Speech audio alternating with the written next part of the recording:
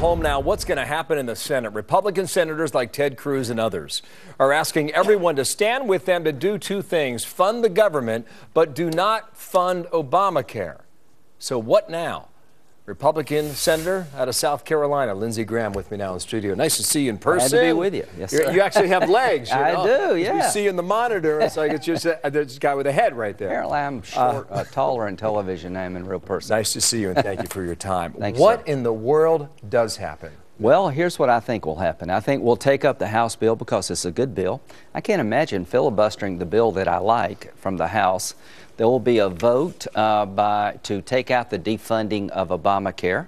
It'll be a majority vote, and I'm hoping some Democrats will side with all Republicans to keep the defunding in place, but I doubt it. But here's the good news. We'll have a vote where every Republican votes to defund Obamacare, and practically every Democrat will keep it in place, and that will be the defining issue in 2014. This is an albatross around their neck. Obamacare is going over like a lead balloon in the economy, and the only way we can screw this up is to make it about us. Okay, you said a lot there.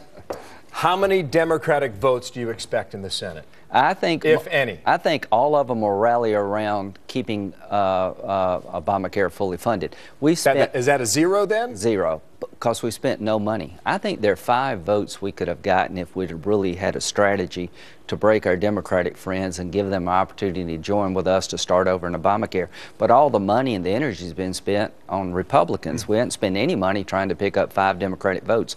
But this time next year, I think there will be more than a few Democrats looking to Republicans, finding a way to take this monkey off their back. And if I read between the lines, that's where the pressure is now being cranked up on moderate Democrats who are living in red states and want to be reelected. That's a good strategy. You know, in November 2014. It's a good strategy. But in the near term, this is going to come out of the Senate. Right. It's going to go back to the House. Right. The clock is ticking. Right. Does the government shut down or not? I don't think so. I think the House colleagues, along with Senate Democrats and Republicans in the White House, can find a way to delay parts of Obamacare, maybe repeal the medical device tax that's hurting that part of the economy. I think we can take a hit. Obamacare will take a hit, but it won't be defunded. I don't think the government's going to shut down. I think there will be a deal doing something to delay the individual mandate maybe a year. Might be a good compromise. You're looking at the Medicare cuts, the employer mandates delayed, and the subsidy verification delayed, out-of-pocket caps delayed. This bill sucks. Sorry? This bill sucks. It really does, and it's really an albatross around our Democratic friends, and they will slowly but surely, if we don't screw this thing up, come to us, because they can't. It's more than they can carry in the election cycle of 2014 and 2016. You think the pressure will be that great? Yes, it is beginning to collapse. Economically, people are losing jobs, they're getting part-time employment, health care costs are going up. It's not playing well in the real world. Eventually it will hit Washington. We just need to be patient, keep fighting, but fight smart. You sent a tweet Friday afternoon, quote, "I support the House-passed bill to defund Obamacare, hashtag Senate must act." Was that an about-face for you? No, I've always supported. I thought it was smart to defund Obamacare in the House, send it to the Senate, and try to pick 5 Democrats off. I didn't think it would be smart to send the House bill to the Senate and we filibuster our own bill. What I want to do is have a vote on the defunding of Obamacare and get our Democratic colleagues on record. I think over time, they're going to start joining with the Republicans because this is such a burden for them to bear politically. All right, Senator, thank you. Quickly, I want to talk to the breaking news that's happening now in Nairobi, Kenya. It is awful, and to watch it, your heart really goes out to the people who are struggling through this. There's a report that came out over the weekend, possibly Americans living here have joined the al-Shabaab movement in Somalia, are fighting clearly as if they're al-Qaeda terrorists. They're allowing Muslims to walk out of the mall, and if you cannot prove you're a Muslim, you are shot and killed on sight. Now, this American connection, how real is it that Americans could have gone to Somalia and joined the fight that we're watching unfold in Nairobi? They're doing 2 things in our backyard. Radical Islamic groups. They're trying to recruit people to hit us fifth column movements, to get radical Islamic terrorists, American citizens, to join their cause to hit us here at home, and actually recruiting people to go overseas to the fight. They're doing both in our backyard.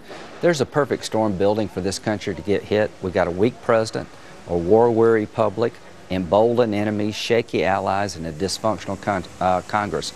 We're reducing our intelligence capabilities to pick up these attacks. We're sending all the wrong signals to our enemies and friends alike, and they're recruiting in our own backyard. What you saw in Boston could be our future. What you saw in Kenya could come back to us. We're letting our guard down when it comes to dealing with the radical Islamic threat in our own backyard. Just to be a little more specific, Peter King over the weekend said Al-Shabaab is the only known terrorist group that is actively recruiting Americans. Is that the case? No, I think there are other Al-Qaeda affiliates.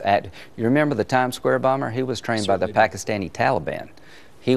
That guy went to Pakistan, received training, came back here and tried to blow Times Square up. Thank God the car didn't explode, but that was done by the Pakistani Taliban. The Detroit guy was done by another group. So there are more than one group trying to get Americans to turn against us at home and go overseas and fight, and we're ignoring this threat. We're letting our defenses down at a time we need them the most. We're getting a report from our bureau in Jerusalem suggesting most of the gunmen hiding on the top floor. It was described to us as a 4-story shopping mall, big, expansive area. They're in Nairobi, Kenya. They believe the last gunman has been cornered, but they thought that last hour too, so we'll have to see how this... Soft targets is what we're talking about. Soft targets indeed, sir. Thank you for your time, Senator. Lindsey Graham from South Carolina, here in New York. Thank you.